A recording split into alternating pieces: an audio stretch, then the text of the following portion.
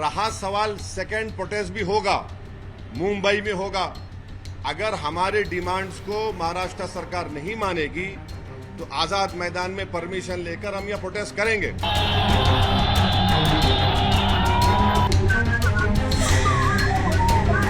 शख्स ने हमारे प्रॉफेट मोहम्मद सल्लल्लाहु अलैहि वसल्लम के खिलाफ जो अनाप शनाप बकने की कोशिश की और फिर एक बीजेपी का एक विधायक है जिसने अनाप शनाप भाषण दिया, उसके खिलाफ एक प्रोटेस्ट हुआ था। अब उसमें भी नहीं आते।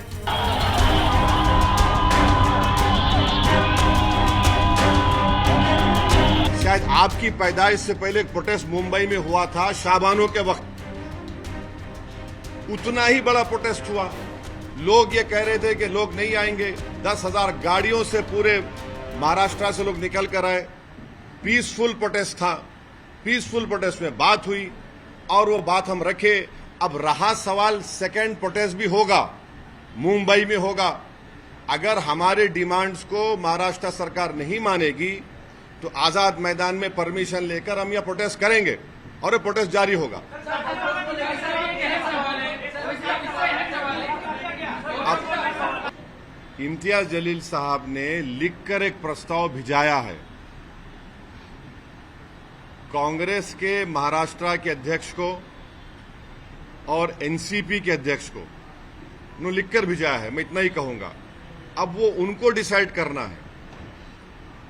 इससे जुड़ी हुई एक बात आपसे करना चाह रहा हूं, जो इम्तियाज जलील की लीडरशिप में जो प्रोसेशन, जो गाड़ियों का काफिला औरंगाबाद से निकला, उसमें तो इम्तियाज जलील ने हर जिले के कांग्रेस, राष्ट्रवादी और समाजवादी, इन तमाम के जिले के लीडर्स को से उनके बड़े बड़े अध्यक्ष को लेटर लिखा कि आप आइए, इसमें आप आकर इसको ज्वाइन करिए। ये कोई पॉलिटिकल प्रोटेस्ट नहीं है, आप इसमें शामिल हो जाइए। कोई नहीं आया। भाई इतने एमएलए, मुस्लिम एमएलए जीत कर आए कांग्रेस पार्टी से, उनको आना चाहिए था। भाई ये तो एमआईएम का फंक्शन नहीं था। ये तो जो उस शख्स ने हमारे प्रॉफेट मोहम्मद सल्लल्लाहु अलैहि वसल्लम के खिलाफ जो अनाप शनाप बकने की कोशिश की और फिर एक बीजेपी का एक विधायक है जिसने अनाप शनाप भाषण दिया, उसके खिलाफ एक प्रोटेस्ट हुआ था। अब उसमें भी नहीं आते। तो मैं अब फिर से उनसे रिक्वेस्ट कर रहा हूं कि अब जब सेकेंड फेज ऑफ प्रोटेस्ट होगा महाराष्ट्र में, मुंबई में, उसमें आप लोग आइए, आप लीड करिए, हम आपके पीछे खड़े होने तैयार हैं। ये तो नामूसे रिसालत का मसला है ना। ये तो प्रॉफेट मोहम्मद सल्लल्लाहु अलैहि वसल्लम के खिलाफ जो किसी ने बकवास बकने की कोशिश की, तो ये उनको देखना, जनता देख रही है इन लोगों को। आप आ ही नहीं रहे प्रोटेस्ट में। और जो लोग बोल रहे थे प्रोटेस्ट वायलेंट होगा, वायलेंट होगा, उनको तो चुल्लू पर पानी में डूब मरना चाहिए, बेशर्मों को। वो जो प्रोपेगेंडा कर रहे थे कि वायलेंस हो जाएगा, वो हो जाएगा, ये हो जाएगा। अरे बेशर्मी की हद कर दिए, झूठ की हद कर दिए। 10,000 गाड़ियां निकली और 10,000 गाड़ियों में से पूरे पीसफुल गए। एक दो जगह पर उनको आईने फोड़े गए गाड़ी के, फिर भी हम लोग प्रोवोक नहीं हुए। मैं सलाम करता हूं, मैं तो सलाम करता हूं उन तमाम लोगों को जो सिर्फ प्रॉफेट मोहम्मद सल्लल्लाहु अलैहि वसल्लम के बारे में जिस शख्स ने बकवास बकी और रूल ऑफ लॉ के अपहेल्ड करने के लिए संविधान को तिरंगा लेकर निकले, इन लोगों को नहीं आते। तो अब मैं क्या करूं इसके बारे में? मगर जनता देख रही है, दुनिया देख रही है। आप ये बात एक आता हूं। हाँ, हम भी डटे हुए हैं। हम कहां डटे हुए नहीं है? आपको क्या लग रहा है? जितना हम डटे हुए हैं उन तो वो तो हटे हुए हैं, वो तो डरे हुए हैं, हम तो डटे हुए हैं। हाँ, अभी उनका सवाल हो जाएंगे। देखिए, पार्लियामेंट के जो रूल्स हैं उसके मुताबिक कोई भी पार्लियामेंट की स्टैंडिंग कमेटी हो, पार्लियामेंट की ज्वाइंट वर्किंग कमेटी हो, उसके जो डेलिब्रेशन होते हैं वो कॉन्फिडेंशियल होते हैं। उसको हम आवाम के सामने नहीं रख सकते। तो उस बारे में तो मैं नहीं बोलूंगा।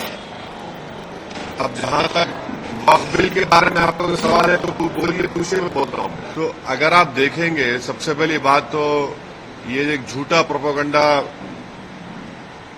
बीजेपी, आरएसएस ये कर रही है पूरे देश में कि वक्फ प्रॉपर्टी जो है वो एक प्राइवेट प्रॉपर्टी है। बीजेपी इसको ऐसा बता रही है कि ये गवर्नमेंट प्रॉपर्टी है, तो ये एक प्राइवेट प्रॉपर्टी है, नंबर वन। दूसरा, एक झूठा प्रोपेगेंडा बीजेपी, आरएसएस और उनके अलाइज की तरफ से किया जा रहा है कि वक्फ बोर्ड के पास देश में 9,40,000 एकड़ जमीन है। ये एक अफवाह फैलाई जा रही है।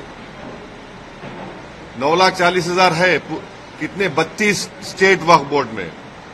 अगर आप तमिलनाडु, आंध्रा, तेलंगाना और ओडिशा के 13 हिंदू एंडोमेंट बोर्ड की प्रॉपर्टीज को ले लिए तो यहीं पर 10 लाख एकड़ जमीन हो जाती है। तो ये झूठा प्रोपेगेंडा किया जा रहा है कि आर्मी, रेलवेज के बाद वक्फ बोर्ड। भाई, आप तमिलनाडु, आंध्रा, तेलंगाना और ओडिशा में सिर्फ 13 प्रॉपर्टीज को कैग ने देखा। इन चारों को आप मिला लीजिए, 10 लाख एकड़ हो जाती है। पांचवी बात यह है कि ये जैसा हिंदू धर्म में प्रॉपर्टीज दान दी जाती है, वैसा ही मुस्लिम धर्म में ये दान दी गई प्रॉपर्टी है। अब उसमें गवर्नमेंट का इंटरफेरेंस क्यों हो रहा है? ये आर्टिकल 26 का वायलेशन है। आर्टिकल 26 में लिखा गया कि कोई भी रिलीजियस डिनोमिनेशन अपने मजहब पे भी चल सकता और अपने जो इमूवेबल मूवेबल प्रॉपर्टीज में उसको एडमिनिस्टर कर सकता। तो ये जो नरेंद्र मोदी की सरकार है वो वक्फ प्रॉपर्टीज को बचाने के लिए, वक्फ प्रॉपर्टीज को डेवलप करने के लिए, वक्फ प्रॉपर्टीज में एफिशिएंसी लाने के लिए ये बिल नहीं लाई है। ये बिल इसलिए लाया गया है ताकि हमेशा के लिए वक्फ बोर्ड को खत्म कर दिया जाए। इसकी मिसाल आपके सामने दे रहा हूं। 1995 एक्ट में वक्फ बाय यूजर है, यानी कोई चीज के इस्तेमाल करने की वजह से वो प्रॉपर्टी वक्फ हो जाती है। जैसा नमाज हो रही है एक जगह पर, यतीम खाना है, कब्रिस्तान है। अब बीजेपी इस बिल में वक्फ बाय यूजर खत्म कर रही है। वैसे अगर आप हिंदू धर्म में देखेंगे, कई एंडोमेंट बोर्ड्स में देखेंगे, वहां पर बाय यूसेज वो प्लेस रिलीजियस हो जाती है। लॉ में है हिंदू धर्म के एंडोमेंट में। अब आप मेरे को बताइए, एक एग्जांपल दे रहा हूं। उत्तर प्रदेश में 1,21,000 रजिस्टर्ड वक्फ प्रॉपर्टीज है सुन्नी वक्फ बोर्ड में। उसमें से 1,12,000 तो वक्फ बाय यूजर है। जब वक्फ बाय यूजर खत्म हो जाएगा तो कौन सा लॉ अप्लाई होगा उसके ऊपर? एक ये हो गया।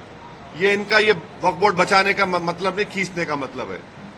दूसरा उसमें क्या है कि कोई 5 साल जो मुसलमान रहेगा, उसमें लिखा हुआ है प्रैक्टिसिंग मुसलमान रहेगा, वो ही वक्फ करेगा। अब प्रैक्टिसिंग मुसलमान का मतलब क्या है? क्या वो 5 वक्त की नमाज पढ़ने वाला होगा? क्या वो दाढ़ी होगी, सर पे टोपी होगी? क्या वो रातों में जाके मस्जिद में इबादत करेगा?